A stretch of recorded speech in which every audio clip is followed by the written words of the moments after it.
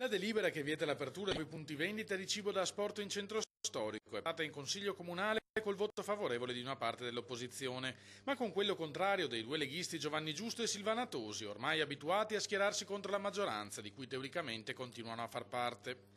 È una delibera scritta male che, oltre a vietare giustamente nuovi take-away, minaccia l'attività di quelli esistenti, sostiene la Tosi, e che per non essere nulla andava fatta in accordo con la Regione a cui spetta la competenza in materia. Ho chiesto in commissione quali sono le misure di adeguamento per le nuove attività esistenti e mi è stato detto dalla dottoressa Battaglia che non ci sono dei punti tecnici ben precisi. Quindi quali saranno, su che cosa si baseranno, nessuno lo sa.